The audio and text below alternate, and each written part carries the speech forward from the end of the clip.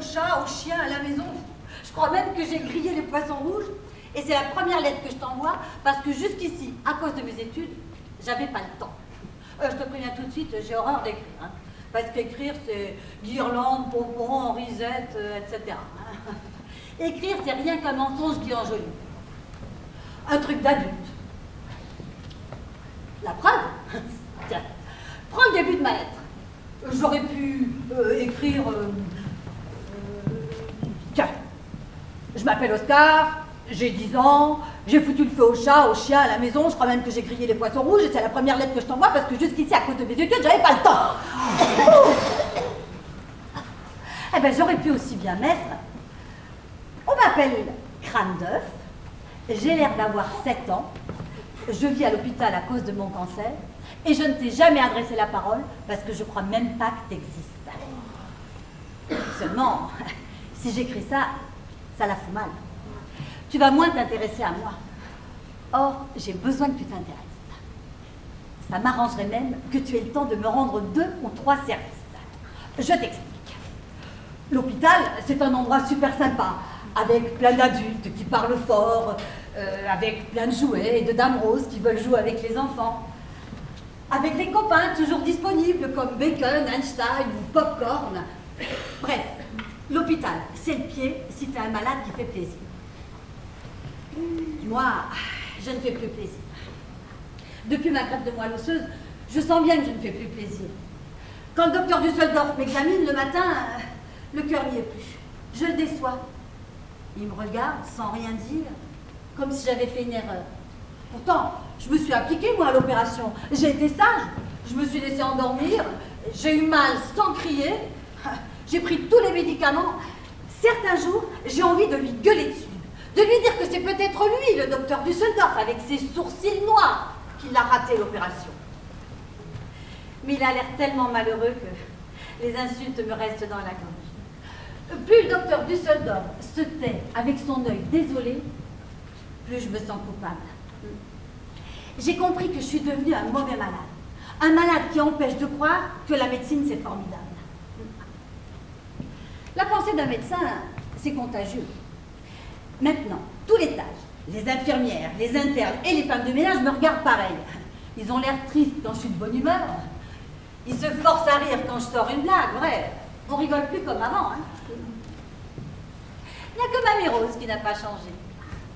En même temps, je crois qu'elle est trop vieille pour changer. Et puis, elle est trop Mamie Rose aussi. Mamie Rose, je te la présente pas à Dieu. C'est une bonne copine à toi, vu que c'est elle qui m'a dit de t'écrire. Le problème, c'est qu'il n'y a que moi qui l'appelle Mamie Rose. Donc, il faut que tu fasses un effort pour voir de qui je parle. Parmi les dames en blouse rose qui viennent de l'extérieur passer du temps avec les enfants malades, c'est la plus vieille de toutes. C'est quoi votre âge, Mamie Rose? Tu peux retenir les nombres à 13 chiffres, mon petit Oscar? Vous charriez. Non, mais il ne faut surtout pas qu'on sache mon âge ici.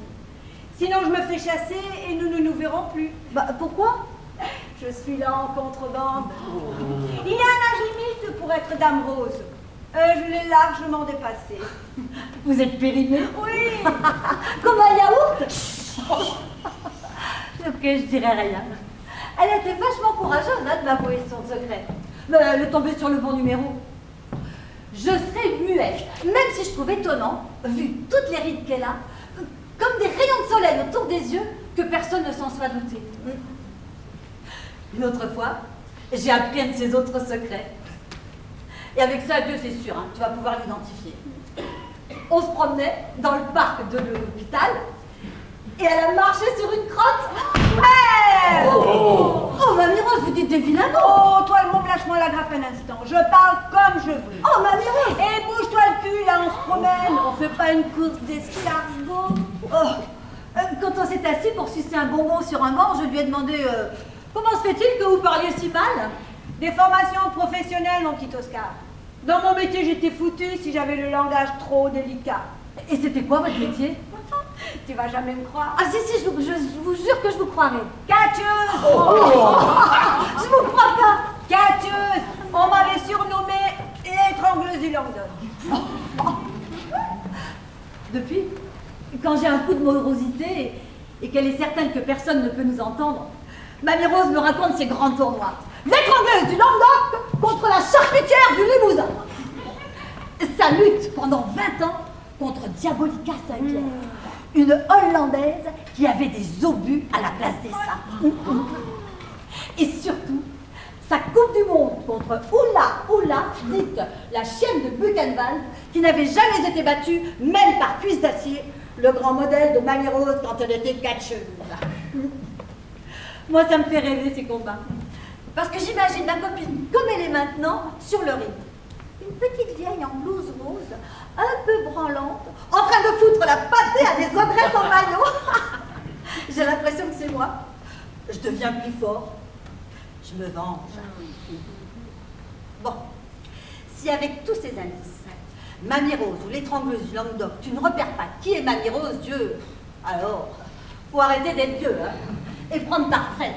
Je pense que j'ai été claire. Je reviens à mes affaires. Bref. Ma greffe a beaucoup déçu ici.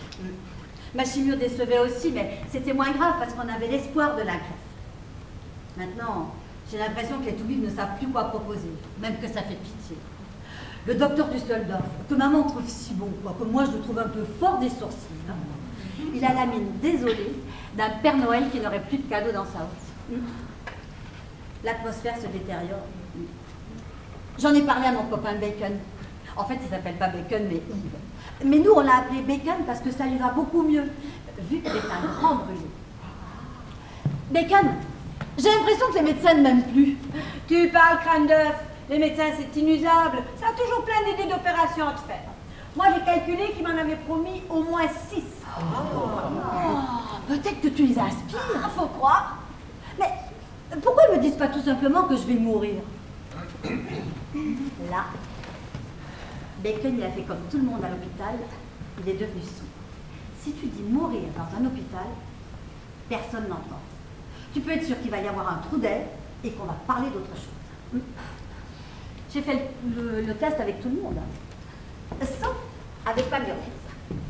Alors, ce matin, j'ai voulu voir si elle aussi, elle devenait dure de la feuille à ce moment-là. Mamie Rose, j'ai l'impression que personne ne me dit que je vais mourir. Elle me regarde. Est-ce qu'elle va réagir comme les autres? Oh, s'il te plaît, Mamie Rose, l'étrangleuse du Languedoc résiste et conserve tes oreilles. Pourquoi veux-tu qu'on te le dise si tu le sais, Oscar? Elle a entendu. J'ai l'impression, Mamie Rose, qu'on a inventé un autre hôpital que celui qui existe vraiment. On fait comme si on ne venait à l'hôpital que pour guérir, alors qu'on y va aussi pour mourir. Tu as raison, Oscar. Et on fait la même erreur pour la vie.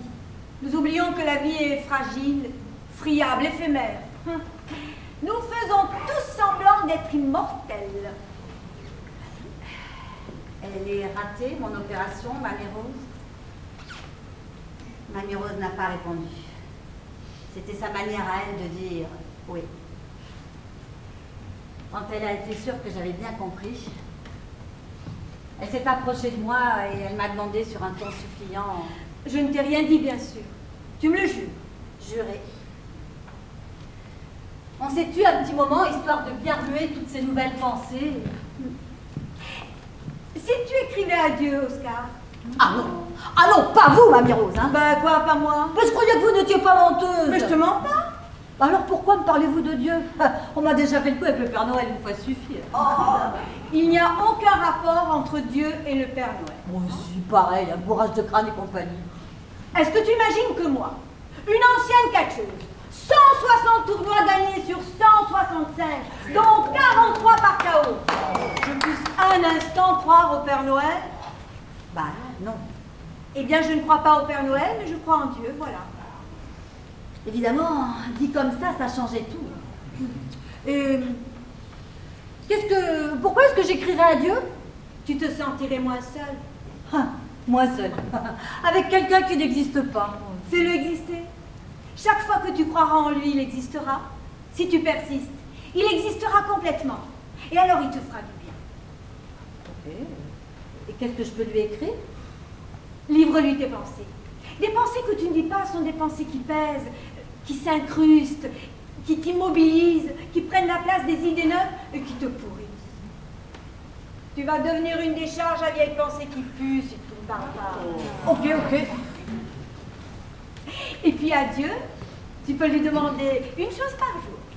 Ah, attention, une seule. Mais il est nul, votre Dieu, Mamie Rose. Aladdin, il avait droit à 3 vœux avec le génie de la lampe. Un vœu par jour, c'est mieux que 3 dans une vie, non? Ok. Alors je peux tout lui commander à Dieu. Des jouets, des bonbons, une voiture. Non, Oscar. Dieu n'est pas le Père Noël. Il ne peut que des choses de l'esprit. Exemple. Exemple, du courage, de la patience, des éclaircissements. Ah, ok, je vois. Et tu peux aussi lui suggérer des faveurs pour les autres. Un vœu par jour, Mamie Rose. Faut pas déconner. Hein. Je vais d'abord le garder pour moi. Alors voilà, Dieu. À l'occasion de cette première lettre, je t'ai montré un peu le genre de vie que j'avais ici, à l'hôpital, où on me regarde maintenant comme un obstacle à la médecine. Et j'aimerais te demander un éclaircissement. Est-ce que je vais guérir? Tu réponds oui ou non. Hein. C'est pas bien compliqué. Oui ou non. Tu barres la mention inutile. À demain. Bisous. Oscar. Post-scriptum. J'ai pas ton adresse, comment je fais?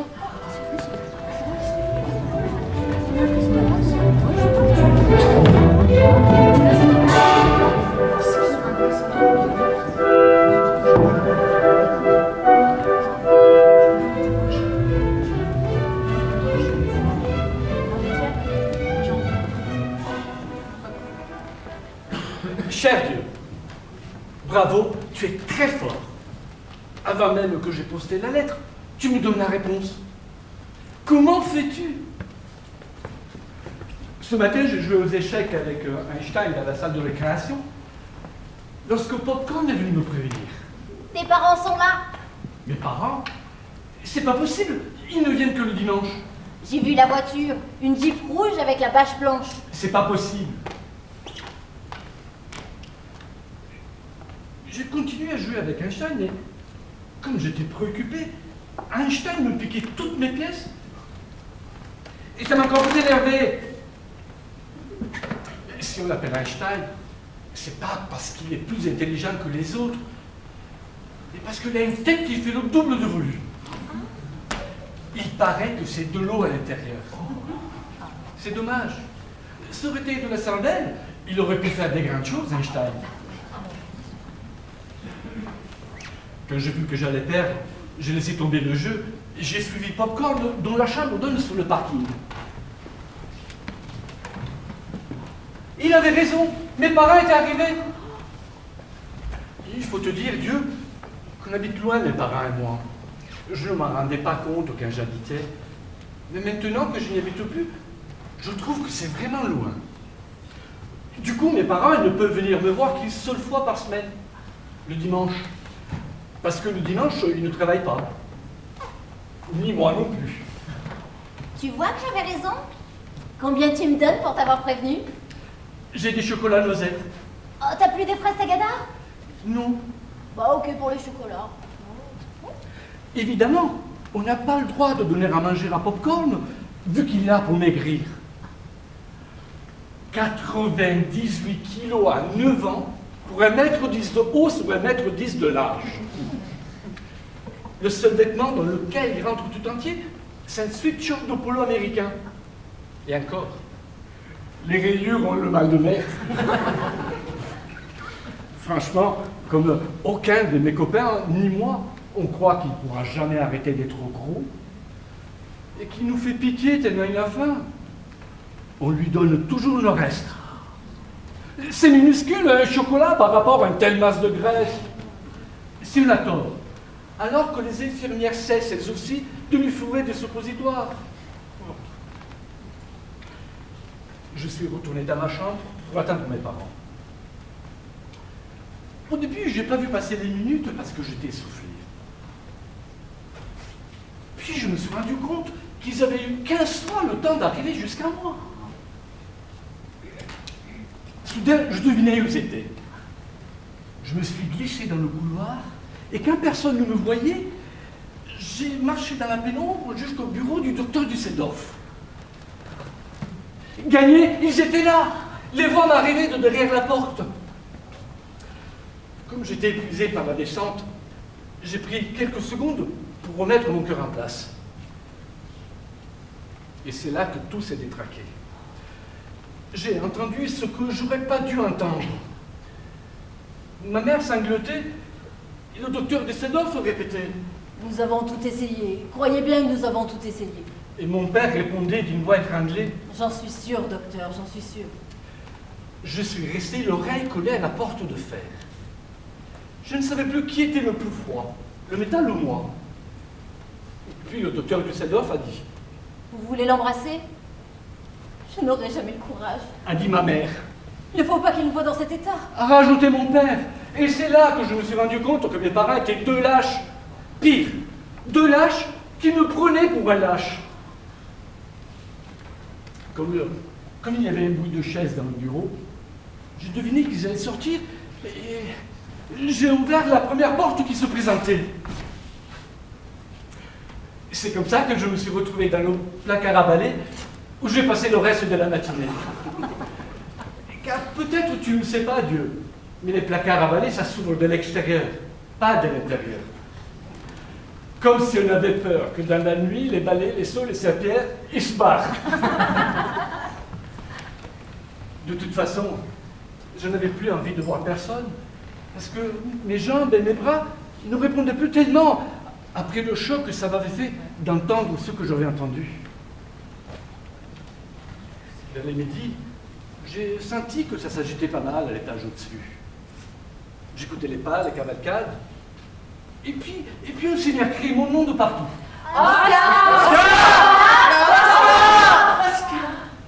Ça me faisait du bien de m'entendre appeler et de ne pas répondre.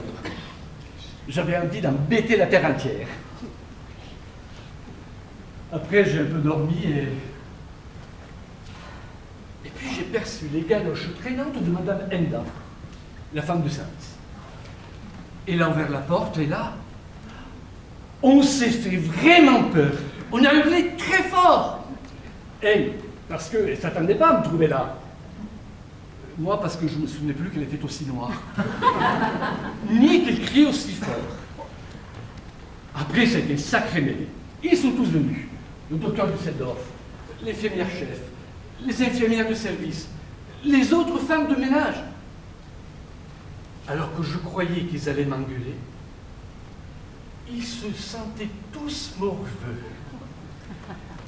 Et là, j'ai vu qu'il fallait vite tirer profit de la situation. Je veux voir Mamie Rose. Mais où étais-tu passé, Oscar? Comment te sens-tu?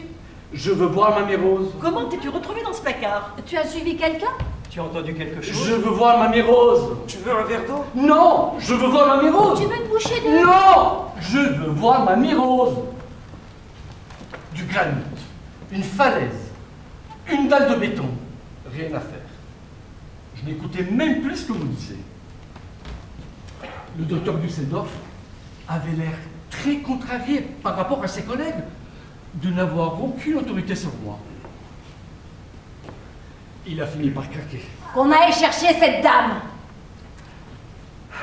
Là, j'ai consenti à me reposer et j'ai dormi un peu dans ma chambre. Quand je me suis réveillé, Mamie Rose était là et souriait. Bravo, Oscar. Tu as réussi ton coup. Tu leur as foutu une sacrée gifle. Mais le résultat, c'est qu'ils me détestent maintenant. On s'en fout. Ce sont de braves gens, Oscar, de très braves gens. Je m'en fous. Qu'est-ce qui ne va pas? Le docteur Düsseldorf a dit à mes parents que j'allais mourir et ils se sont enfuis. Je le déteste. Je lui ai tout raconté dans le détail comme à toi, Dieu. Ça me rappelle mon tournoi à Béthune contre Sarah Yoplaboum. La catcheuse au corps huilé, l'anguille des rings, une acrobate qui se battait presque nue et qui te filait entre les mains lorsque tu essayais de lui faire une prise.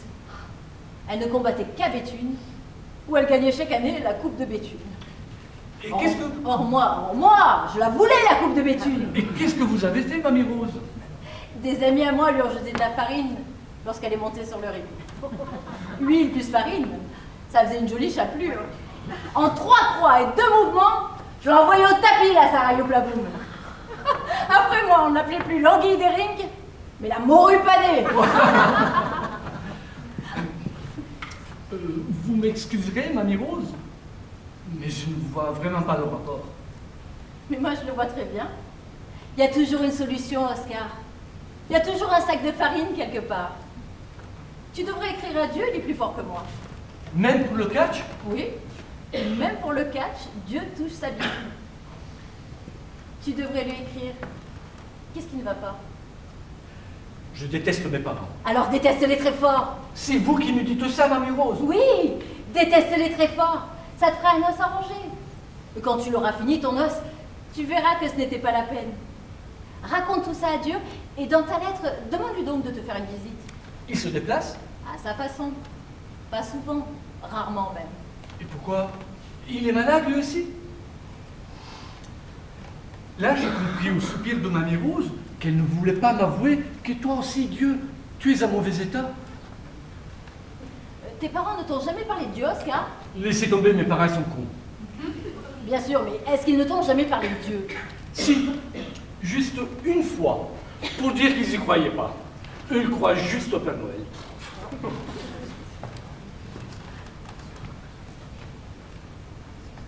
Vous ne pouvez pas vous imaginer, Mamie Rose. Le jour où je suis revenu de l'école, en leur disant qu'il fallait arrêter de déconner, que je savais, comme tous mes copains, que le Père Noël n'existait pas, ils avaient l'air de tomber des nuages.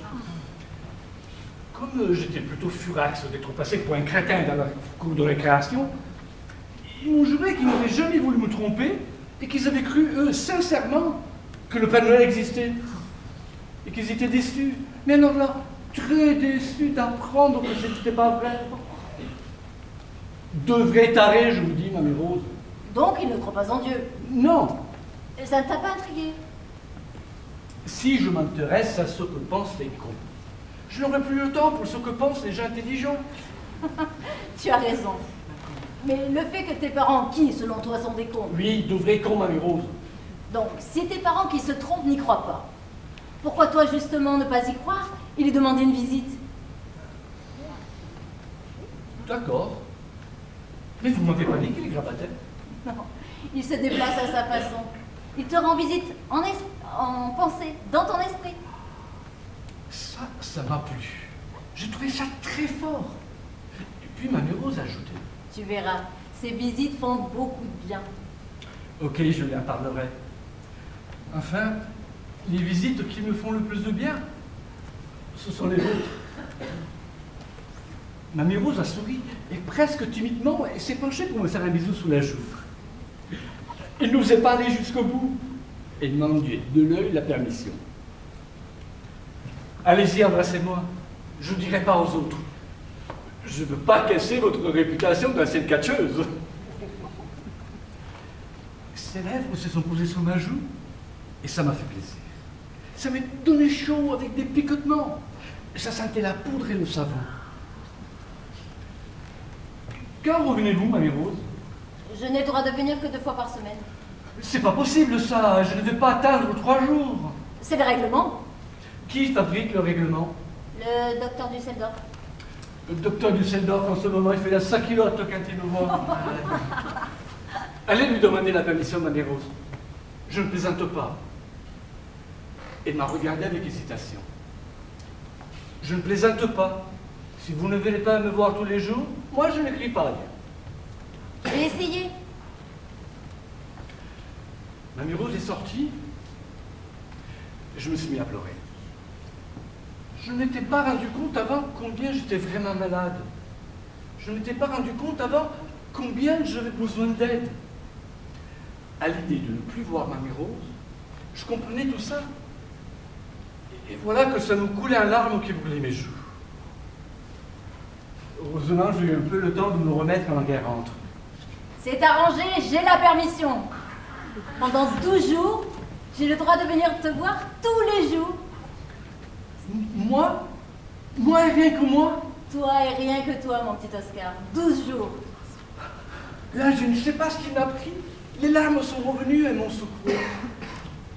Pourtant, je sais que les garçons ne doivent pas pleurer. Surtout moi, avec mon crâne d'œuf, qui ne ressemble ni à un garçon ni à une fille, mais plutôt un martien. Rien à faire. Je ne pouvais pas les arrêter.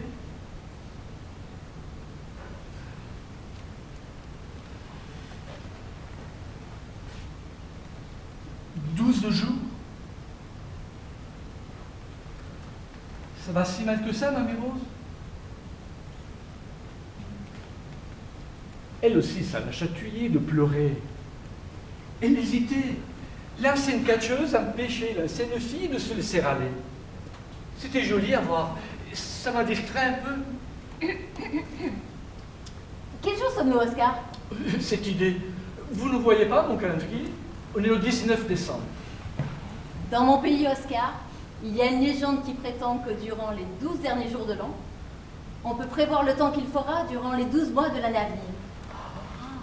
Il suffit d'observer chaque journée pour avoir en miniature le tableau du mois.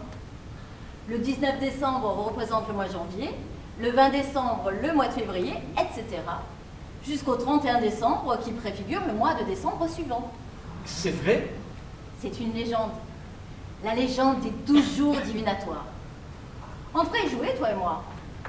Enfin, surtout toi. À partir d'aujourd'hui, tu observeras chaque jour comme si ce jour comptait pour 10 ans. 10 ans? Oui, un jour, 10 ans. Mais alors, dans 12 jours, j'aurai 130 ans? Oui, tu te rends compte? Mamie Rose m'a embrassé. Et j'y prends un bout, je sens. Et puis elle est partie. Alors voilà, Dieu. Ce matin, je suis né et je m'en suis pas bien rendu compte. C'est devenu plus clair vers les midis quand j'avais 5 ans. J'ai gagné en conscience. Ça n'a pas été pour apprendre de bonnes nouvelles. Ce soir, j'ai 10 ans et c'est l'âge de raison. J'en profite pour te demander une chose. Quand tu as quelque chose à m'annoncer comme à midi pour mes 5 ans, fais-moi un brutal. Merci. À demain. Bisous. Oscar. Postscriptum. J'ai un truc à te demander. Je sais que je n'ai droit qu'à un vœu, mais le vœu de tout à l'heure était à peine un vœu, plutôt un conseil. Je serais d'accord pour une petite visite à penser. Je trouve ça très fort. J'aimerais bien que tu m'en fasses une. Je suis ouvrable de 8 h du matin à 9 h du soir. Le reste du temps, je dors. Parfois, même dans la journée, je pique des petits roupillons à cause des traitements. Mais si tu me trouves comme ça, n'hésite pas à me réveiller. Ce serait con de se rater une minute près, non?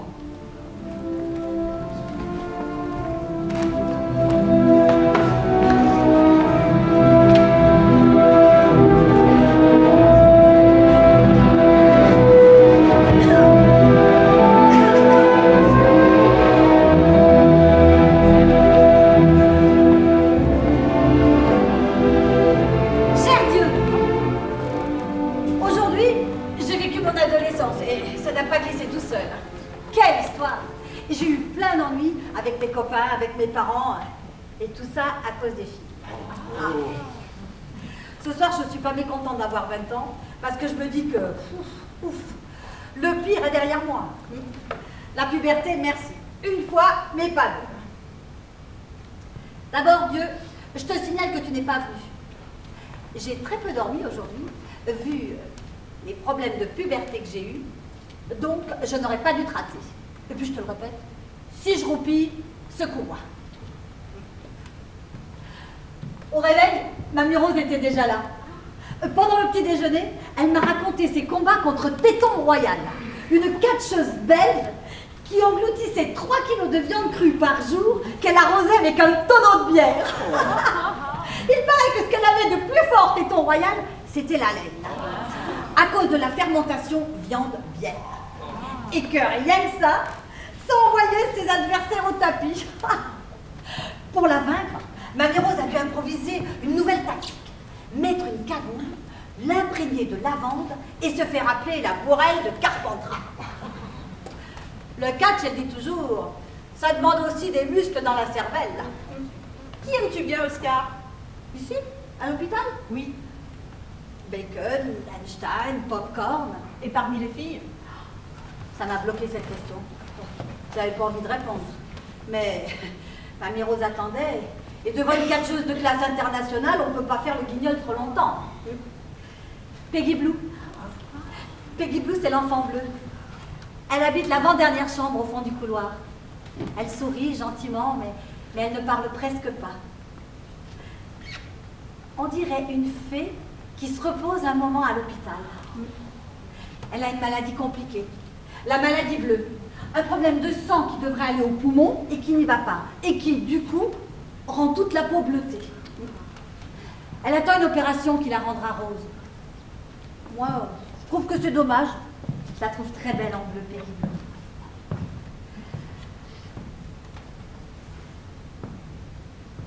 Mais si tu la trouves très belle, pourquoi ne lui dis-tu pas? Bah, je vais pas aller me planter devant elle et lui dire Peggy Blue, je t'aime bien. Si, pourquoi ne le fais-tu pas? Bah, je sais même pas si elle sait que j'existe. Raison de plus.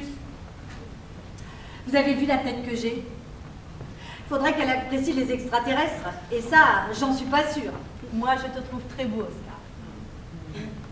Ah, elle a un peu freiné la conversation, Mamie Rose. C'est agréable d'entendre ce genre de choses, mais ça fait frissonner les poils. Mais on ne sait plus très bien quoi répondre. Je veux pas séduire qu'avec mon corps, Mamie Rose. Qu'est-ce que tu ressens pour elle? J'ai envie de la protéger contre les fantômes. Quoi? Il y a des fantômes ici? Bah oui, toutes les nuits. Ils nous réveillent, on ne sait pas pourquoi. On a mal parce qu'ils pincent. On a peur parce qu'on ne les voit pas. Et on a de la difficulté à se rendormir. En as-tu souvent, toi, des fantômes? Bah, moi, non. Le sommeil, c'est ce que j'ai de plus profond, alors. Mais Peggy Blue, je l'entends parfois crier la nuit. Et j'aimerais bien la protéger. On va lui dire. Bah, de toute façon, je ne pourrais pas le faire vraiment. Parce que la nuit, on n'a pas le droit de quitter sa chambre. C'est le règlement. C'est le règlement pour qui? Bah, pour les fantômes. Est-ce que les fantômes connaissent le règlement? Non, sûrement pas. Sois rusé. S'ils t'entendent annoncer à Peggy Blue que tu monteras la garde pour la protéger d'eux, ils n'oseront pas venir ce soir. Ouais. Ouais. Quel âge as-tu? Je sais pas, quelle heure est-il? 10 heures. Tu vas sur tes 15 ans. Ne crois-tu pas qu'il est temps d'avoir le courage de tes sentiments? À 10h30, je me suis décidée. Et j'ai marché jusqu'à la porte de sa chambre qui était ouverte. Salut Peggy, c'est Oscar. Elle était posée sur son lit. On aurait dit Blanche-Neige lorsqu'elle attend le prince. Quand ses couillons de nain croient qu'elle est morte.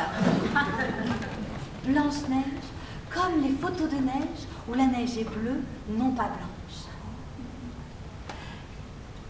Elle s'est tournée vers moi et là, je me suis demandé si elle allait me prendre pour le prince ou l'un des nains. Moi, j'aurais coché nain à cause de mon crâne d'œuf. Mais elle n'a rien dit. Et c'est ça qui est bien avec Peggy Blue, c'est qu'elle ne dit jamais rien et que tout reste mystérieux. Je suis venue t'annoncer que ce soir, et tous les soirs suivants, si tu veux bien, je monterai la garde devant ta chambre pour te protéger des fantômes. Elle m'a regardée, elle a battu des cils, et là, j'ai eu l'impression que le film passait au ralenti, que l'air devenait plus aérien, le silence plus silencieux, que je marchais comme dans de l'eau, et que tout changeait lorsqu'on s'approchait de son lit, éclairé par une lumière qui tombait de nulle part. Hé, minute, crâne d'œuf! C'est moi qui garderai Peggy. Popcorn se trouvait dans l'encadrement de la porte.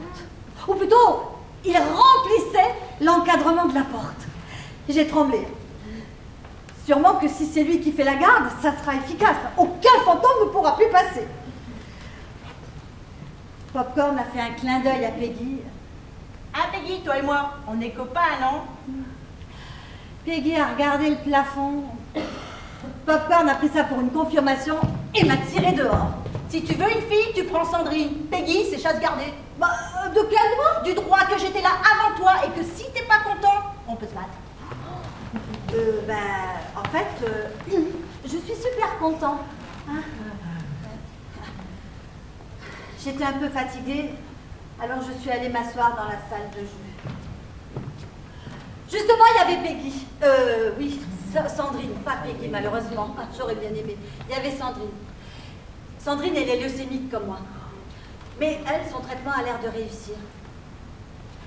On l'appelle la chinoise parce qu'elle a une perruque noire, brillante, aux cheveux raides, avec une frange. Et que ça la fait ressembler à une chinoise. Elle me regarde et elle fait éclater une bulle de chewing-gum. Tu peux m'embrasser si tu veux. Pourquoi le chewing-gum te suffit pas? T'es même pas capable, Minus. Je suis sûre que tu l'as jamais fait. Oh bah alors là, tu me fais drôlement rigoler, hein. À 15 ans, je l'ai déjà fait plusieurs fois, je peux t'assurer. Ah, T'as 15 ans? bah, je vérifie à ma montre. Ah ouais, 15 ans passés. Ah, j'ai toujours rêvé qu'un grand de 15 ans m'embrasse. Ah, c'est sûr, c'est tentant que je dis. Hein. Là, elle me fait une grimace pas possible avec ses lèvres qu'elle pousse en avant. On dirait une ventouse qui s'écrase sur une vitre. Et je comprends qu'elle attend un baiser. En me retournant, je vois tous mes copains qui m'observent. Pas moyen de me dégonfler. Hein. Faut être un homme, c'est l'heure. Bon, je m'avance et je l'embrasse. Elle s'accroche avec les bras.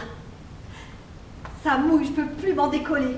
Et tout d'un coup, sans prévenir, elle me refile son chewing-gum. De surprise, je l'ai avalé tout rond. J'étais furieuse. C'est à ce moment-là qu'une main m'a tapé dans le dos. Un malheur n'arrive jamais seul. Mes parents, on était dimanche et j'avais oublié. Tu nous présentes ton ami? C'est pas mon ami. Bah, tu nous la présentes quand même. Sandrine, mes parents, Sandrine. Je suis ravie de vous connaître. A dit la chinoise en prenant des herbes sucrées. Je l'aurais étranglée. Tu veux que Sandrine vienne avec nous dans ta chambre? Non, Sandrine reste ici. En arrivant dans mon lit, je me suis rendu compte que j'étais un peu fatiguée. Alors j'ai dormi un peu. De toute façon, je ne voulais pas leur parler. Quand je me suis réveillée, évidemment, ils m'avaient apporté des cadeaux. Depuis que je suis en permanence à l'hôpital, mes parents ont du mal avec la conversation. Alors, ils m'apportent des cadeaux et on passe des après-midi pourris à lire les règles du jeu et les modes d'emploi. Mon père, il est intrépide avec les notices. Même quand elles sont en turc ou en japonais, il ne se décourage pas. Il s'accroche au schéma. Ouais. Aujourd'hui, il m'avait apporté un lecteur de disques. Bon, là, j'ai pas pu critiquer, hein, même si j'en avais envie. Vous n'êtes pas venu hier? Hier. Pourquoi veux-tu? Nous ne pouvons que le dimanche. Qu'est-ce qui te fait dire ça? Quelqu'un a vu votre voiture dans le parking? Ouais, il n'y a pas qu'une Jeep rouge au monde. Les voitures, c'est interchangeable. Ouais, c'est pas comme les parents. Dommage. Là, je les avais cloués sur place. Alors j'ai attrapé mon appareil à musique et j'ai écouté 2 fois le disque Casse-Noisette sans m'arrêter devant eux 2 heures sans qu'ils puissent dire un mot. Bien fait pour eux. Ça te plaît? Ouais, j'ai sommeil. Ils ont compris qu'ils devaient partir. Ils étaient mal comme tout. Ils ne pouvaient pas se décider. Je sentais qu'ils voulaient me dire des choses et qu'ils n'y arrivaient pas.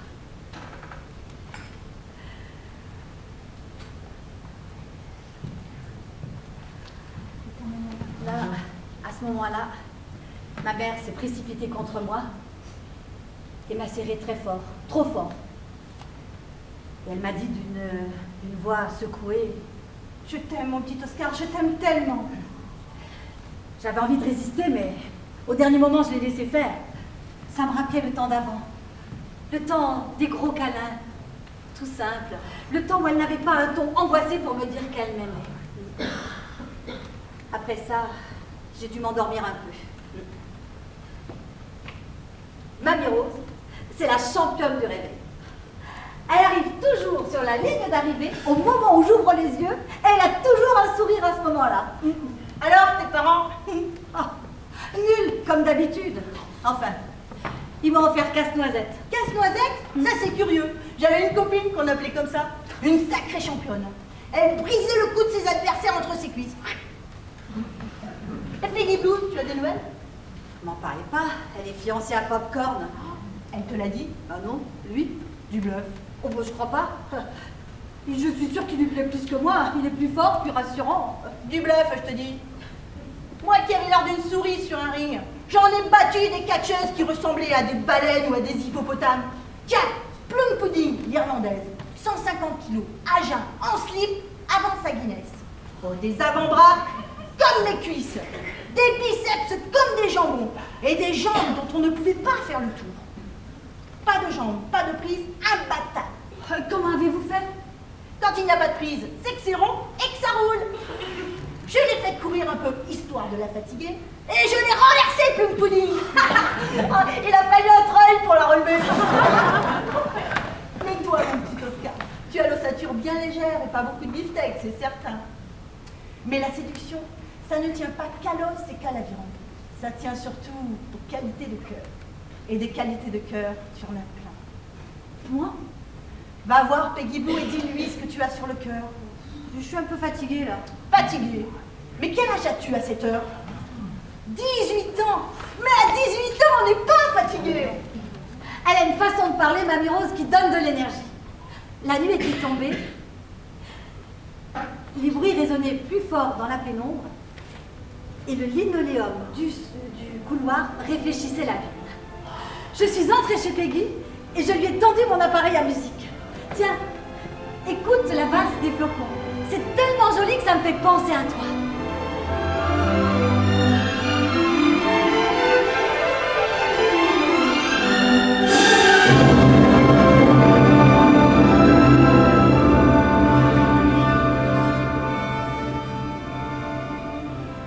Peggy a écouté la valse des flocons. Elle souriait, comme si c'était une vieille copine, la valse, qui lui racontait des choses drôles à l'oreille. Puis, elle m'a rendu l'appareil et elle m'a dit « C'est beau ». C'était son premier mot. C'est chouette, non, comme premier mot. Peggy Blue, je voulais te dire, je veux pas que tu te fasses opérer, tu es belle comme ça, tu es belle en bleu. Ça, j'ai bien vu que ça lui faisait plaisir. Je l'avais pas dit pour, hein. Mais c'était clair que ça lui faisait plaisir. Je veux que ça soit toi, Oscar, qui me protège des fantômes. Oh, compte sur moi, Peggy. Oh, mais j'étais vachement fière, hein. Finalement, c'est moi qui avais gagné. Embrasse-moi. Alors ça, c'est vraiment un truc de fille, hein. Le baiser. Comme un besoin chez elle. Mais Peggy, à la différence de la chinoise, elle n'est pas vicieuse. Elle m'a tendu la joue, et c'est vrai que ça m'a fait chaud à moi de l'embrasser aussi. Bonsoir, Peggy. Bonsoir, Oscar. Voilà, Dieu. C'était ma journée. Je comprends que l'adolescence, on appelle ça l'âge ingrat. C'est dur. Mais finalement, sur le coup des 20 ans, ça s'arrange. Alors, je t'adresse ma demande du jour. Je voudrais bien que Peggy et moi, on se marie. Je ne suis pas certain que le mariage fasse partie des choses de l'esprit, si c'est bien ta catégorie. Est-ce que tu fais ce genre de vœu, le vœu agence matrimoniale? Si tu n'as pas ça en rayon, dis-le-moi vite, que je puisse me tourner vers la bonne personne. Sans vouloir te presser, je te signale que j'ai pas beaucoup de temps. Donc, mariage d'Oscar et Peggy Blue, oui ou non? Tu vois, si tu fais, ça m'arrangerait. À demain. Bisous. Oscar. Postscriptum. Au fait, c'est quoi finalement ton adresse?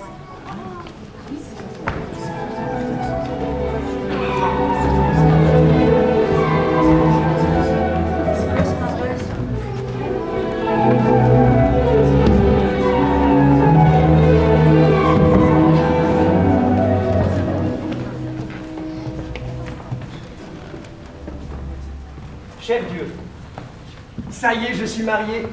Nous sommes le 21 décembre, je marche vers mes 30 ans et je me suis marié. Pour les enfants, Peggy Blue et moi, on a décidé qu'on verra ça plus tard. En fait, je crois qu'elle n'est pas prête. Ça s'est passé cette nuit. Vers 1h du matin, j'ai entendu la plainte de Peggy Blue. Ça m'a redressé dans mon lit. Les fantômes! Peggy Blue était torturée par les fantômes alors que je lui avais promis de monter la garde. Elle allait se rendre compte que j'étais un tocard, elle ne m'adresserait plus la parole et elle aurait raison. Je me suis levé et j'ai marché jusqu'au hurlement. En arrivant à la chambre de Peggy, je l'ai vue assise dans son lit, qui me regardait venir surprise. Moi aussi, je devais avoir l'air étonné, hein, car soudain, j'avais Peggy Blue en face de moi, qui me fixait la bouche fermée, et j'entendais pourtant toujours les cris. Alors j'ai marché jusqu'à la porte suivante. Et j'ai compris que c'était Bacon qui se tordait dans son lit à cause de ses brûlures. Un instant, ça m'a donné mauvaise conscience. J'ai repensé au jour où j'avais foutu le feu à la maison, aux chats, aux chiens, quand j'avais même grillé les poissons rouges. Enfin, je crois qu'ils ont dû surtout bouillir. J'ai songé à ce qu'ils avaient vécu, je me suis dit qu'après tout, c'était pas si mal qu'ils y soient restés, plutôt que d'en avoir jamais fini avec les souvenirs et les brûlures comme Bacon, malgré les greffes et les crèmes. Bacon s'est recroquevillé et a cessé de gémir. Je suis retourné chez Peggy Blue. Alors c'était pas toi, Peggy. J'ai toujours cru que c'était toi qui criais la nuit. Et moi, je croyais que c'était toi. On n'en revenait pas de ce qui se passait, de ce qu'on se disait. En réalité, chacun pensait à l'autre depuis longtemps. Peggy Blue est devenue encore plus bleue. Ce qui signifiait chez elle qu'elle était très gênée. Qu'est-ce que tu fais maintenant, Oscar? Et toi, Peggy? C'est fou ce qu'on a comme point commun. Les mêmes idées, les mêmes questions. Est-ce que tu veux dormir avec moi, Oscar? Les filles, c'est incroyable. Moi, une phrase comme ça, j'aurais mis des heures, des semaines, des mois à la mâcher dans ma tête avant de la prononcer. Elle me l'a sortie comme ça, tout naturellement, tout simplement. Ok, et je suis monté dans son lit. Bon, on était un peu serrés, hein, mais on a passé une nuit formidable. Peggy Blue sent la noisette. Et elle a la peau aussi douce que moi à l'intérieur des bras, mais elle sait partout. On a beaucoup dormi, beaucoup rêvé. On s'est tenu tout contre. On s'est raconté nos vies. C'est sûr qu'au matin, quand Madame Giclette, l'infirmière chef, nous a trouvés ensemble, ça a été de l'opéra. Elle s'est mise à hurler. L'infirmière de nuit s'est mise à hurler aussi. Elles ont hurlé l'une sur l'autre, puis sur Peggy, puis sur moi. Les portes claquaient, elles prenaient les autres à témoin. Elles nous traitaient de petits malheureux, alors qu'on était très heureux. Et il a fallu que Mamie Rose arrive pour mettre fin au concert. Est-ce que vous allez foutre la paix à ces enfants? Qui devez-vous satisfaire? Les patients ou le règlement? J'en ai rien à cirer de votre règlement. Je m'assois dessus. Maintenant, silence! Allez vous crêper le chignon ailleurs. On n'est pas dans un vestiaire ici, non? C'était sans réplique, comme toujours avec Mamie Rose. Elle m'a ramené dans ma chambre et j'ai un peu dormi. Au réveil, on a pu causer. Alors, c'est du sérieux, Oscar, avec Peggy? C'est du béton, Mamie Rose. Je suis super heureux. On s'est mariés cette nuit. Mariés? Bah oui, on a fait tout ce que font un homme et une femme qui sont mariés. Ah bon? Bah pour qui me prenez-vous? Quelle heure est-il? Bah j'ai 20 ans passés et je mène ma vie comme je l'entends, non? Bien sûr. Et puis figurez-vous que tous ces trucs qui me dégoûtaient avant quand j'étais jeune, les baisers, les caresses, ben finalement ça va plus. C'est marrant comme on change, non? Oh, je suis ravie pour toi, Oscar. Tu pousses bien. Il n'y a qu'un truc qu'on n'a pas fait, c'est le baiser en mélangeant les langues. Peggy Blue avait peur que ça lui donne des enfants. Qu'est-ce que vous en pensez? Je pense qu'elle a raison. Ah bon? C'est possible d'avoir des enfants quand on s'embrasse sur la bouche? Alors je vais en avoir avec la chinoise? Mais calme-toi, Oscar. Il y a quand même peu de chance. Très peu. Elle avait l'air sûre de son coup, Mamie Rose, et ça m'a calmé un peu. Hein. Parce qu'il faut dire à toi, Dieu, mais rien qu'à toi, qu'avec Peggy Blue, une fois, voire deux, voire plus, on avait mis la langue. Oh. J'ai dormi un peu. On a déjeuné ensemble, Mamie Rose et moi. Oh, en me réveillant, j'allais de mieux en mieux. C'est fou comme j'étais fatigué ce matin. Ah, c'est normal. Entre 20 et 25 ans, On sort la nuit, on fait la fête, on mène une vie de patachon et on ne s'économise pas assez. Ça se fait. Et Oscar, si on allait voir Dieu? Ah, ça y est, vous avez son adresse. Ben, je pense qu'il est à la chapelle. Mamie Rose m'a habillé comme si on partait pour le pôle Nord. Elle m'a emmené jusqu'à la chapelle qui se trouve au fond du jardin de l'hôpital, au-delà des pelouses gelées. Enfin, je ne vais pas t'expliquer où c'est, vu que c'est chez toi. Ça m'a fait un choc quand j'ai vu ta statue. Enfin, quand j'ai vu l'état dans lequel tu étais, presque tout maigre, tout nu sur ta croix, avec des blessures partout, le crâne qui saigne sous les épines, et la tête qui ne tenait même pas sur le cou. Ça m'a fait penser à moi. Ça m'a révolté. Si j'étais Dieu, moi, comme toi, je ne me serais pas laissé faire. Mamie Rose, soyez sérieuse.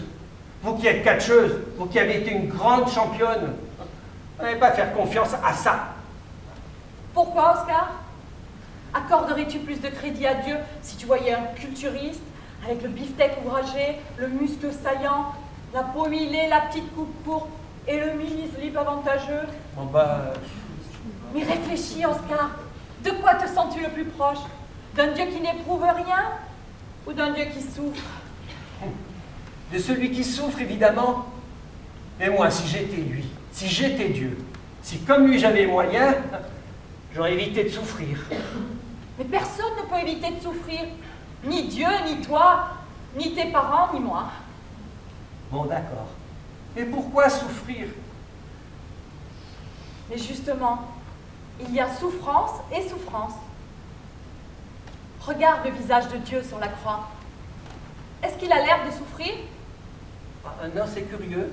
Il n'a pas l'air d'avoir mal. Mais voilà, il faut distinguer deux peines, mon petit Oscar. La souffrance physique et la souffrance morale. La souffrance physique, on l'a choisie, et la souffrance morale, on l'a subie. Je comprends pas. Bon, si on t'enfonce des clous dans les poignets et les pieds, tu peux pas faire autrement que d'avoir mal. Tu subis. En revanche, à l'idée de mourir, tu n'es pas obligé d'avoir mal. Tu ne sais pas ce que c'est. Ça dépend donc de toi. Vous en connaissez, vous, des gens qui se réjouissent à l'idée de mourir? Oui, j'en connais. Ma mère était comme ça. Sur son lit de mort, elle souriait de gourmandise. Elle était impatiente. Elle avait hâte de découvrir ce qui allait se passer. Je ne pouvais plus argumenter. Comme ça m'intéressait de savoir ce qu'elle me disait, j'ai attendu tout en réfléchissant. Mais la plupart des gens sont sans curiosité. Ils s'accrochent à ce qu'ils ont, comme le pouls dans l'oreille d'un chat. Tiens, prends Blue Pudding par exemple, ma rivale irlandaise. 150 kilos à jeun et en slips juste avant sa Guinness. Elle me disait toujours, moi, désolée, je ne mourrai pas. Je suis pas d'accord, je n'ai pas signé. Elle se trompait. Personne ne lui avait dit que la vie devait être éternelle. Personne. Elle s'entêtait à le croire. Elle se révoltait. Elle refusait l'idée de passer. Elle devenait enragée. Elle a fait une dépression. Elle a maigri. Elle a arrêté le métier. Elle ne pesait plus que 35 kilos. On aurait dit une arête de sol. Tu vois, elle est morte quand même, comme tout le monde. Mais l'idée de mourir lui a gâché la vie. Elle était comme une petite Mamie Rose. Comme un pâté de campagne. Oh, c'est très répandu le pâté de campagne. Très courant. Là aussi, j'ai opiné de la tête parce que j'étais assez d'accord. Hein. Les gens craignent de mourir parce qu'ils redoutent l'inconnu. Mais justement, qu'est-ce que c'est l'inconnu, Oscar? Oh, je te propose, Oscar, de ne plus avoir peur, mais d'avoir confiance. Regarde le visage de Dieu sur la croix. Il subit la peine physique, mais il n'éprouve pas de peine morale, car il a confiance. Du coup, les clous le font moins souffrir. Il se répète, ça me fait mal, mais ça ne peut pas être un mal. C'est ça le bénéfice de la foi, Oscar. Et je voulais te le montrer. Ok, Mamie Rose. Quand j'aurai la trouille, je me forcerai à avoir confiance. Voilà. Elle m'a embrassé. Finalement, on était bien dans cette église déserte, avec toi, Dieu, qui avait l'air si apaisé. Au retour, j'ai beaucoup dormi. J'ai de plus en plus sommeil, comme une fringale. En me réveillant, j'ai dit à Mamie Rose, en fait, je n'ai pas peur de l'inconnu. C'est juste que ça m'ennuie de perdre ce que je connais. Mais je suis comme toi, Oscar. Oscar, Oui. si on proposait à Peggy Blue de venir prendre le thé avec nous?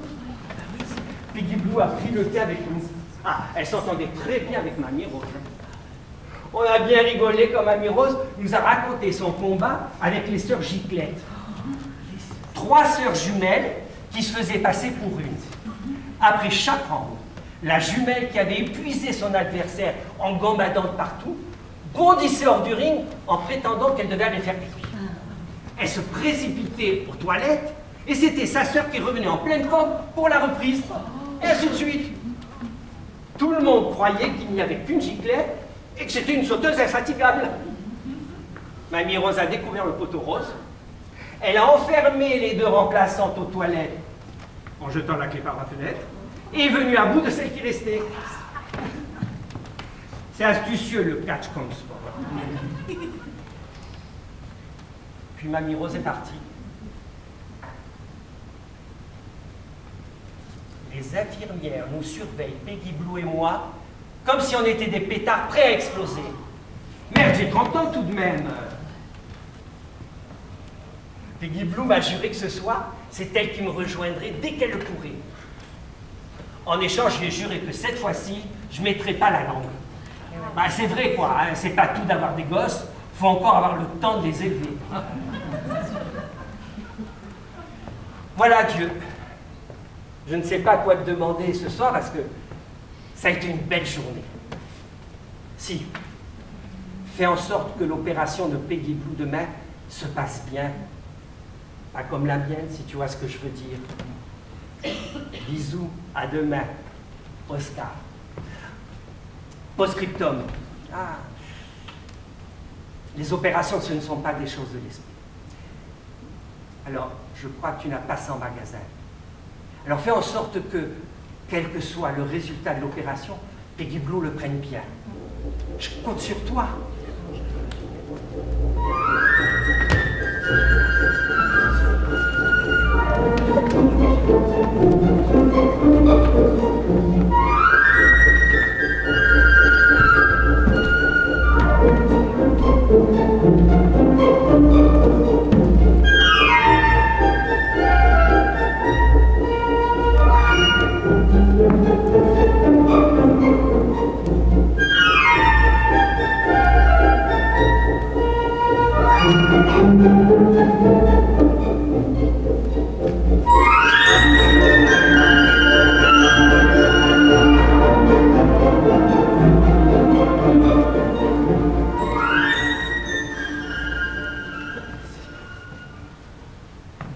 Cher Dieu, Peggy Blue a été opérée aujourd'hui.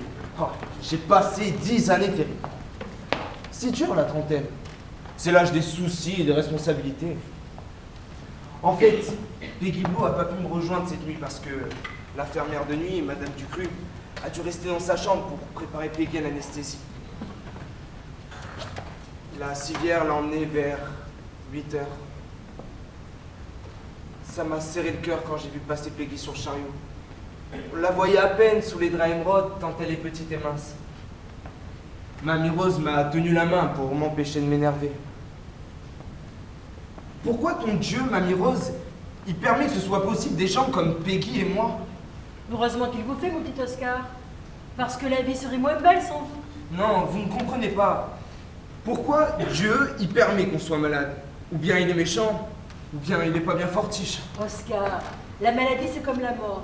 C'est un fait. Ce n'est pas une punition. On voit que vous n'êtes pas malade. Qu'est-ce que tu en sais, Oscar? Ça m'a coupé. J'avais jamais songé que Mamie Rose, qui est toujours si disponible, si attentive, elle puisse avoir ses propres problèmes. Faut pas me cacher les choses, Mamie Rose. Vous pouvez tout me dire. J'ai au moins 32 ans, un cancer, une femme en salle d'opération, alors la vie, ça me connaît, hein. Je t'aime, Oscar. Moi aussi. Qu'est-ce que je peux faire pour vous si vous avez des ennuis? Est-ce que vous voulez que je vous adopte? M'adopter? Oui, j'ai déjà adopté Bernard quand j'ai vu qu'il avait le blues. Bernard? Oui, mon ours, là, dans l'armoire, sur l'étagère. C'est mon vieil ours. Il n'a plus d'yeux, ni de bouche, ni de nez. Il a perdu la moitié de son rembourrage et il a des cicatrices partout. Il vous ressemble un peu. Je l'ai adopté le soir où mes deux comptes-parents m'ont apporté un ours neuf. Comme si j'allais accepter d'avoir un ours neuf. Il n'avait qu'à me remplacer par un petit frère tout neuf pendant qu'ils y étaient. Depuis, je l'ai adopté. Je léguerai tout ce que j'ai à Bernard. Je veux vous adopter aussi si ça vous rassure. Oui, je vais bien, Oscar. Je crois que ça me rassurerait. Alors topez la mamie Rose. Puis on est allé préparer la chambre de Peggy, poser les chocolats, apporter les fleurs pour son retour. Après j'ai dormi. C'est fou ce que je dors en ce moment. Vers la fin de l'après-midi, mamie Rose est venue me réveiller en me disant que Peggy Blue était revenue et que l'opération avait réussi. Ses parents se tenaient à son chevet. J'ignore qui les avait prévenus, Peggy ou mamie Rose. Mais ils avaient l'air de savoir qui j'étais. Ils m'ont traité avec beaucoup de respect. Ils m'ont posé une chaise entre eux et j'ai pu veiller ma femme avec mes beaux-parents. J'étais content parce que Peggy était toujours blottée. Le docteur Dusseldorf est passé, s'est frotté les sourcils et a dit que ça allait changer dans les heures qui viennent. Là, j'ai regardé la mère de Peggy, qui n'est pas bleue, mais bien belle quand même. Et je me suis dit qu'après tout, Peggy, ma femme, pouvait avoir la couleur qu'elle voulait. Je l'aimerais pareil. Peggy a ouvert les yeux, nous a souri, à moi et à ses parents, puis s'est endormi. Ses parents étaient rassurés, mais ils devaient partir. Nous te confions notre fille, Oscar. Nous savons que nous pouvons compter sur toi. Avec mamie Rose, j'ai tenu jusqu'à ce que Peggy ouvre les yeux une deuxième fois. Après, je suis allé me reposer dans ma chambre. En finissant la lettre, je me dis que c'était une bonne journée aujourd'hui finalement. Une journée de famille. J'ai adopté mamie Rose, j'ai bien sympathisé avec mes beaux-parents et j'ai récupéré ma femme en bonne santé, même si vers 11h, devenait rose. À demain. Bisous. Oscar. Post-scriptum. Pas de vœux aujourd'hui. Ça te fera du repos.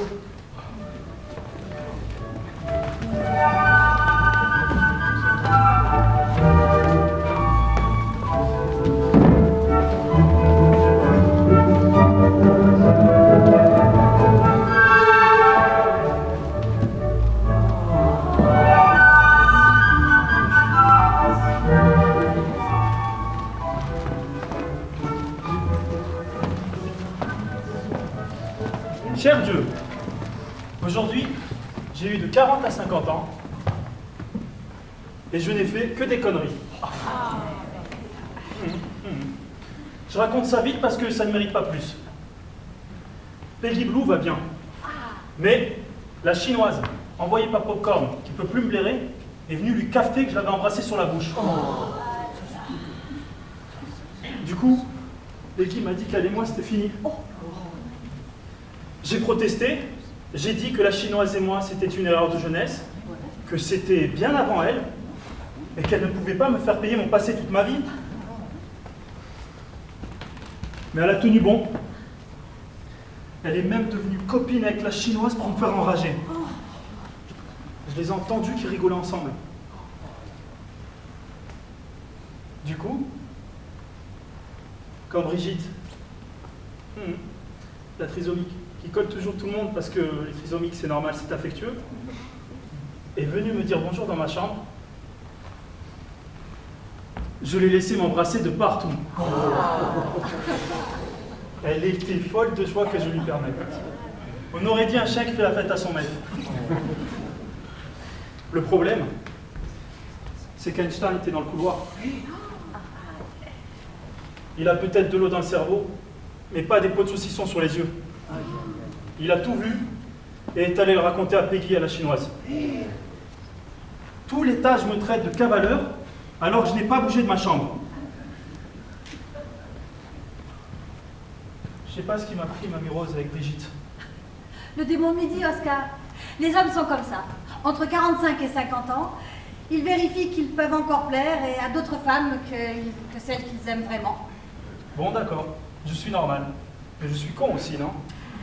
Oui, Oscar. Tu es tout à fait normal. Qu'est-ce que je dois faire? Bah, qui aimes-tu? Peggy! Rien que Peggy! Alors va lui dire. Un premier couple, c'est fragile, toujours secoué. Il faut se battre pour le conserver si c'est le bon. Demain, Dieu, c'est Noël. J'avais jamais réalisé que c'était ton anniversaire. Fais en sorte que je me réconcilie avec Peggy parce que je ne sais pas si c'est pour ça, mais je suis très triste ce soir et je n'ai plus de courage du tout. À demain. Bisous. Oscar.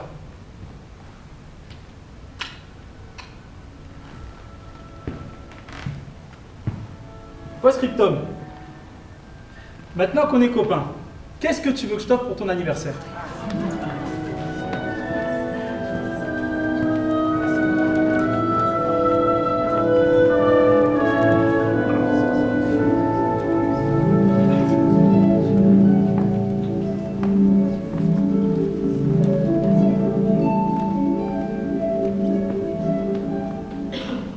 Cher Dieu, ce matin, à 8 heures, j'ai dit à Peggy Blue que je l'aimais et que je n'aimais qu'elle, et que je ne pouvais pas concevoir ma vie sans elle.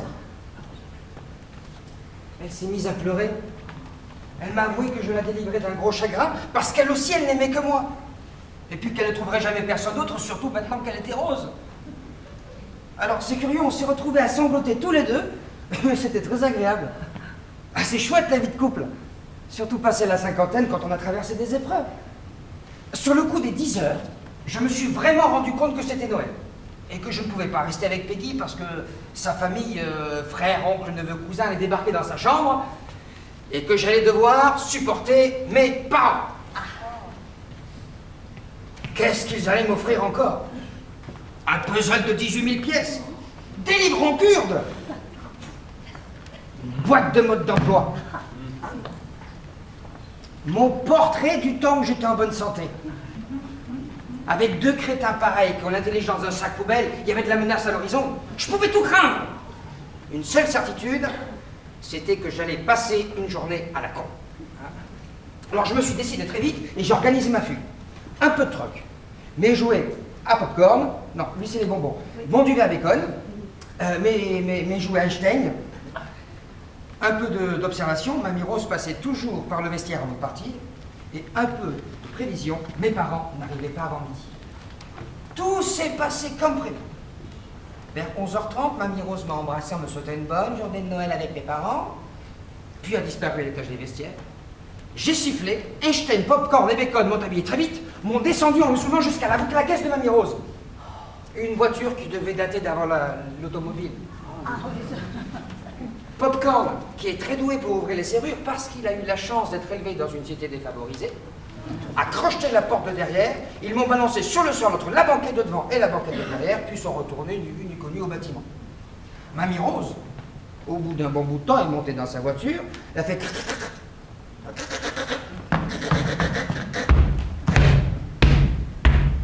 crachoter, merci, juste 10 à 15 fois avant de la faire démarrer, puis on est parti en train d'enfer. C'est génial ce genre de voiture d'avant l'automobile. Ça fait tellement de boucan qu'on a l'impression d'aller très vite et ça secoue autant qu'à la fête foraine. Enfin, le problème, c'est que Mamie Rose, elle avait dû apprendre à conduire avec un ami cascadeur. Elle ne respectait ni les feux, ni les trottoirs, ni les ronds-points, si bien que de temps en temps la voiture décollait. Ça a vachement chahuté dans la carlingue. Et puis question vocabulaire aussi, c'était très enrichissant. Elle balançait toutes sortes de mots terribles pour insulter les ennemis qui se mettaient en travers de son chemin. Et c'est là que je me suis dit que, décidément, le catch, c'était une bonne école pour la vie. Enfin, j'avais prévu à l'arrivée de bondir et de faire « Coucou, Mamie Rose !» Mais ça durait tellement longtemps, la course d'obstacles pour arriver chez elle, que j'ai dû m'endormir. Toujours est-il qu'à mon réveil, il faisait noir, il faisait froid, silence. Je me retrouvais seul allongé sur un tapis humide, et c'est là que j'ai pensé pour la première fois que j'avais peut-être fait une bêtise. Je suis descendu de la voiture, et il s'est mis à neiger. Pourtant, c'était beaucoup moins agréable que dans la valse des flocons de Casse-Noisette. J'avais les dents qui sautaient toutes seules.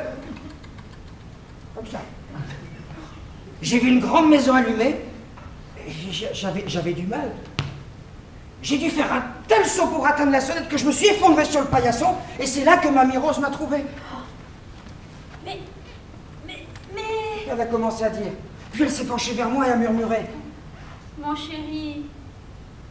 Alors j'ai pensé que j'avais peut-être pas fait une bêtise. Elle m'a porté dans son salon, où elle avait dressé un grand arbre de Noël qui clignait des yeux. J'étais étonné de voir comme c'était beau chez Mamie Rose. Elle m'a réchauffé auprès du feu, et on a bu un grand chocolat. Je me doutais qu'elle voulait d'abord s'assurer que j'allais mieux avant de m'engueuler. Moi, du coup, je prenais tout mon temps pour m'en remettre. D'ailleurs, j'avais pas de mal à y arriver parce qu'en ce moment, je suis vraiment fatigué. C'est le branle-bas de combat à l'hôpital, Oscar. Tout le monde te cherche. Tes parents sont désespérés. Ils ont prévenu la police. S'ils sont assez bêtes pour croire que je vais les aimer quand j'aurai les menottes, Qu'est-ce que tu leur reproches? mais ils ont peur de moi. Et moins ils osent, et plus j'ai l'impression d'être un monstre. Pourquoi est-ce que je les terrorise? Je suis si moche que ça et je pue. Je suis devenu idiot sans m'en rendre compte. Ils n'ont pas peur de toi, Oscar. Ils ont peur de la maladie. Ma maladie, ça fait partie de moi. Non pas à se comporter différemment parce que je suis malade. Ou alors ils ne peuvent aimer qu'un Oscar en bonne santé. Ils t'aiment. Ils me l'ont dit. Vous leur parlez? Oui. Ils sont très jaloux que nous nous entendions si bien. Non, pas jaloux. Triste. Triste de ne pas y parvenir aussi.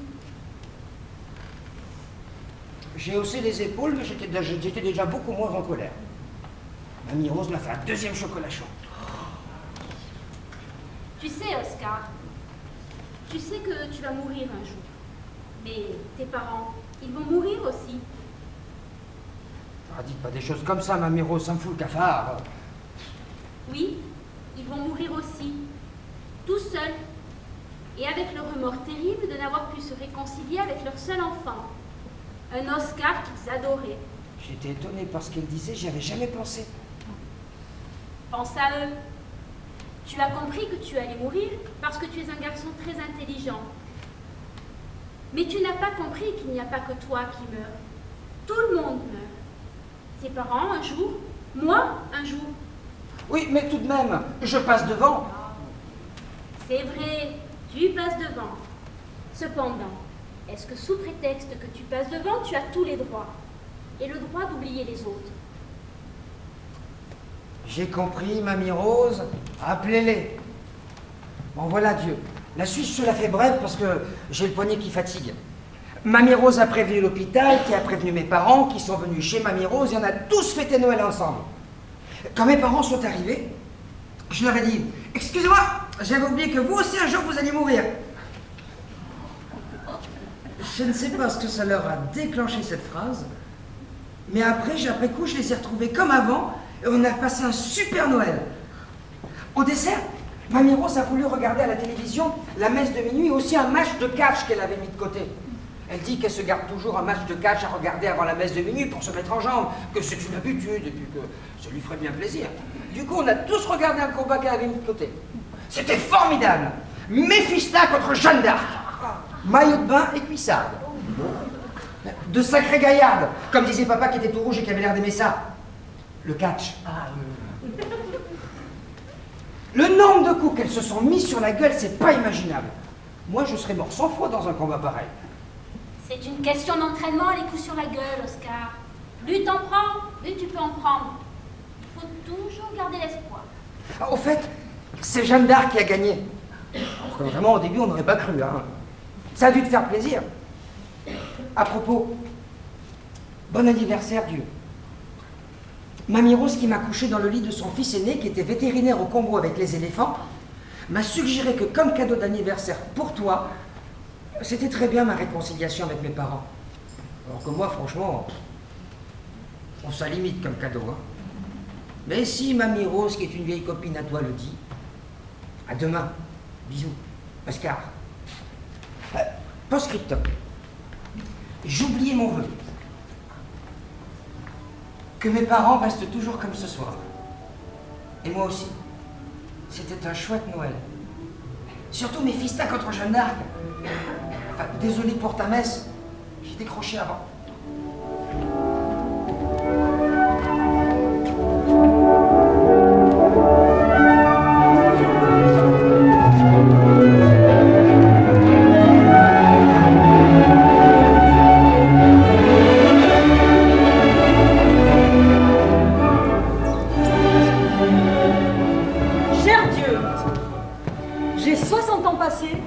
et je paie l'addition pour tous les abus que j'ai fait hier soir.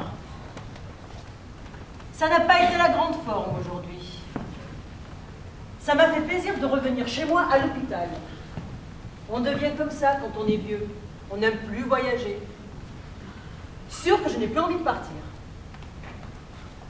Ce que je n'étais pas dit dans ma lettre d'hier, c'est que chez Mamie Rose, sur une étagère dans l'escalier, il y avait une statue de Peggy Blue.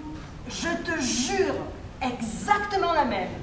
En plâtre, avec le même visage très doux, la même couleur bleue sur les vêtements et sur la peau. Mamie Rose prétend que c'est la Vierge Marie. Ta mère, d'après ce que j'ai compris. Une madone héréditaire chez elle depuis plusieurs générations. Elle a accepté de me la donner. Je l'ai mise sur ma table de chevet. De toute façon, ça reviendra un jour dans la famille de Mamie Rose, puisque je l'ai adoptée. Peggy Blue va mieux. Elle est venue me rendre visite en fauteuil. Elle ne s'est pas reconnue dans la statue, mais on a passé un joli moment ensemble. On a écouté Casse-Noisette en se tenant la main, et ça nous a rappelé le bon temps.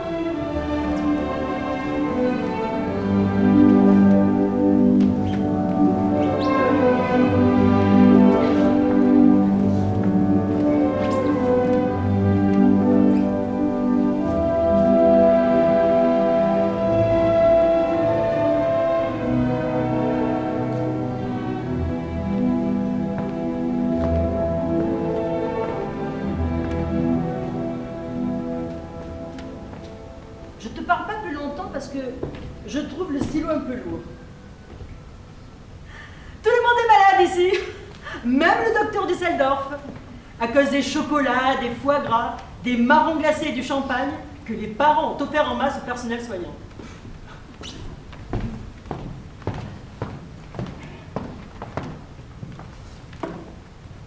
J'aimerais bien que tu me rendes visite. Bisous, à demain, Oscar.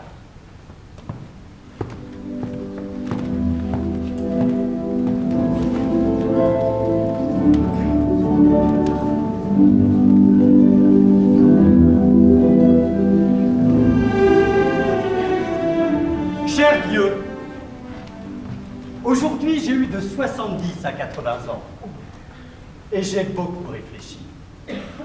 D'abord, j'ai utilisé le cadeau de Mamie Rose pour Noël. Je ne sais pas si je t'en avais parlé. C'est une plante du Sahara qui vit toute sa vie en un seul jour.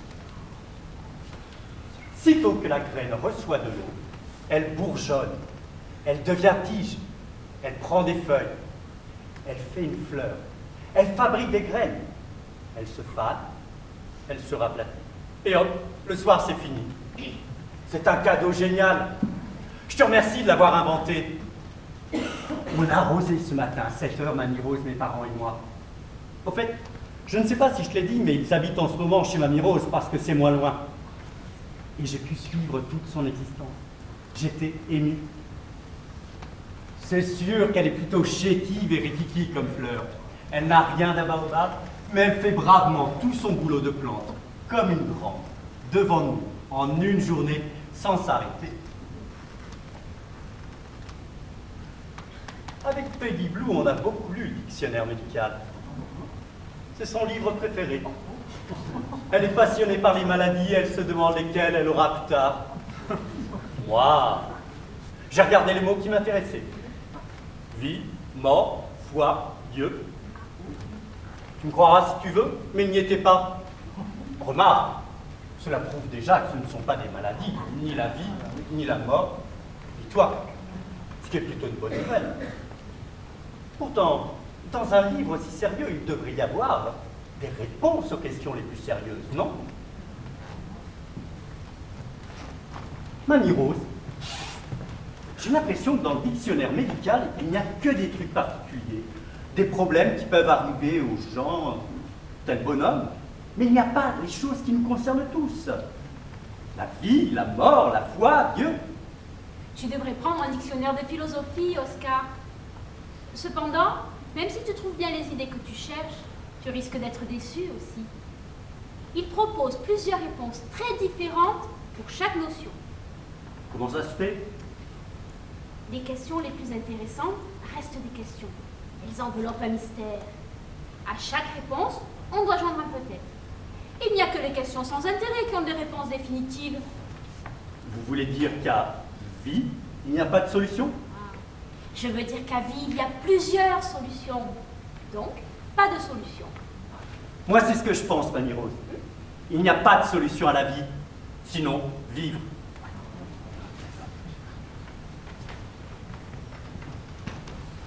Le docteur Düsseldorf est passé nous voir. Il traînait son air de chien Bacchus, qui le rend encore plus expressif avec ses grands sourcils noirs. Est-ce que vous vous coiffez les sourcils, docteur Düsseldorf? Il a regardé autour de lui très surpris. Il avait l'air de demander à Mamie Rose et à mes parents s'il avait bien entendu. Puis il a fini par dire oui d'une voix étouffée. Faut pas tirer une tête pareille, docteur Düsseldorf. Écoutez, je vais vous parler franchement parce que moi, j'ai toujours été très correct sur le plan médicament. Et vous, vous avez été impeccable sur le plan maladie. Arrêtez les airs coupables. Faut vous détendre, vous décontracter. Vous n'êtes pas Dieu le Père. C'est pas de votre faute si vous annoncez des mauvaises maladies aux gens, des maladies au nom latin, des guérisons impossibles. Faut lever le pied, docteur Düsseldorf. Relâchez la pression et pas trop vous donner d'importance. Sinon, vous ne pourrez pas continuer ce métier longtemps. Mais regardez déjà la tête que vous avez. En m'écoutant, le docteur Düsseldorf avait la bouche comme s'il gobait un œuf. Il a souri. Un vrai sourire. Et il m'a embrassé. Tu as raison, mon petit Oscar. Merci de m'avoir dit ça. De rien, docteur, à votre service. Prenez quand vous voulez.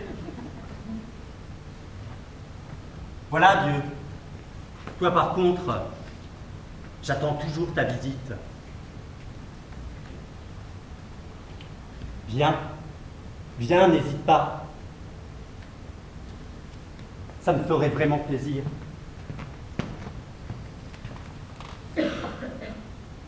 À demain. Bisous, Oscar.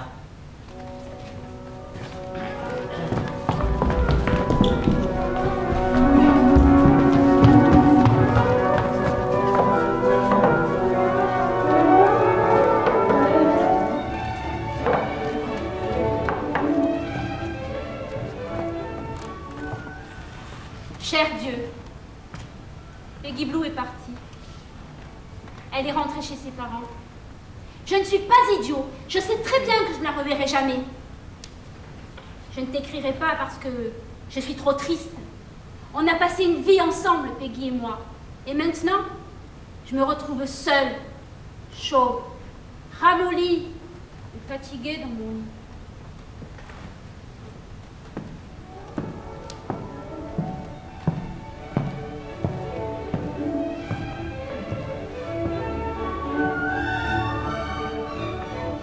C'est moche de vieillir.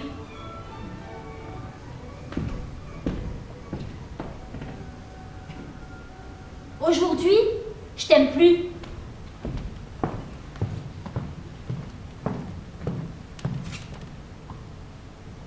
Oscar. Cher Dieu, merci d'être venu. T'as choisi pile ton moment parce que j'allais pas bien. Peut-être aussi que tu étais vexée à cause de ma lettre d'hier. Quand je me suis réveillée, j'ai songé que j'avais 90 ans. Et j'ai tourné la tête vers la fenêtre pour regarder la neige. Et là, j'ai deviné que tu venais. C'était le matin, j'étais seule sur la terre. Il était tellement tôt que les oiseaux dormaient encore et que même l'infirmière de nuit, Madame Ducru, avait dû piquer un roupillon. Et toi, tu essayais de fabriquer l'aube. Tu avais du mal, mais tu insistais. Le ciel pâlissait. Tu gonflais les airs de blanc, de gris, de bleu. Tu repoussais la nuit, tu ravivais le monde, tu n'arrêtais pas. C'est là que j'ai compris la différence entre toi et nous. Tu es le mec infatigable, celui qui ne se lasse pas, toujours au travail. Et voilà du jour, et voilà de la nuit, et voilà le printemps, et voilà l'hiver, et voilà Peggy Blue, et voilà Oscar, et voilà Mamie Rose. Quelle santé! J'ai compris que tu étais là, que tu me disais ton secret. Regarde chaque jour le monde comme si c'était la première fois. Alors je me suis appliquée et j'ai suivi ton conseil. La première fois, je contemplais la lumière, les couleurs, les arbres, les oiseaux, les animaux. Je sentais l'air passer dans mes narines me faire respirer. J'entendais les voix qui montaient dans le couloir comme dans la voûte d'une cathédrale. Je me trouvais vivant, je frissonnais de pure joie. Le bonheur d'exister, j'étais émerveillée.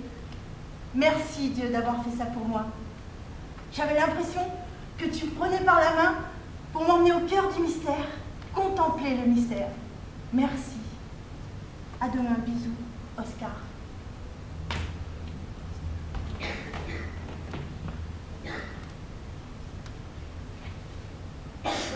Post-scriptum. Est-ce que tu peux refaire le coup de la première fois, mes parents? Alors, Mamie Rose, elle connaît déjà. Et Peggy aussi, si tu as le temps.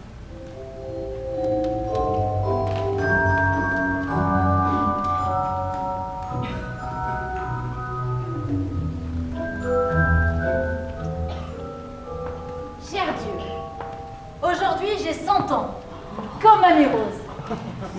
Je dors beaucoup, mais je me sens bien. J'ai essayé d'expliquer à mes parents que la vie, au fond, c'était un drôle de cadeau. Au départ, on le surestime, ce cadeau. On croit avoir reçu la vie éternelle. Après, on le sous-estime.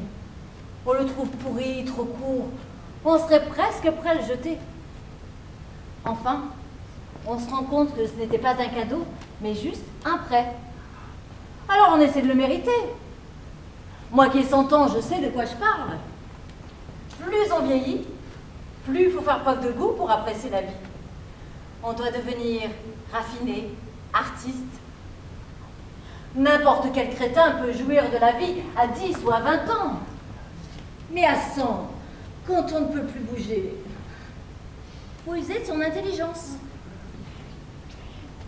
Je ne sais pas si je les ai bien convaincus.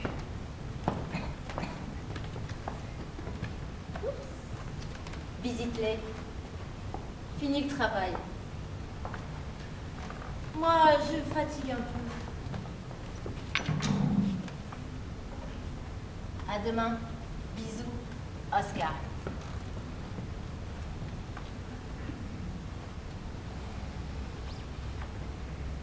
Cher Dieu, 110 ans. Ça fait beaucoup, hein?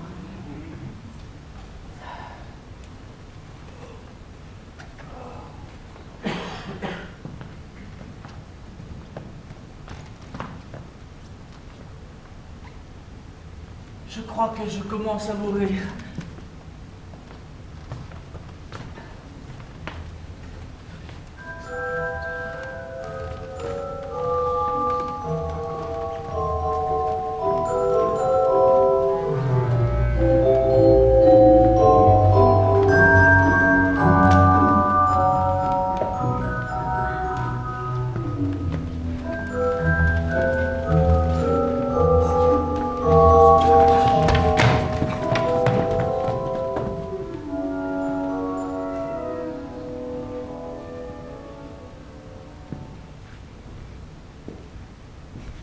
Cher Dieu,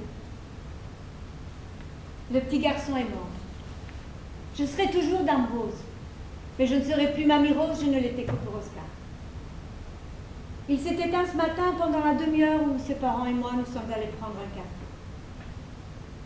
Il a fait ça sans nous. Je pense qu'il a attendu ce moment-là pour nous épargner, comme s'il voulait nous éviter la violence de le voir disparaître.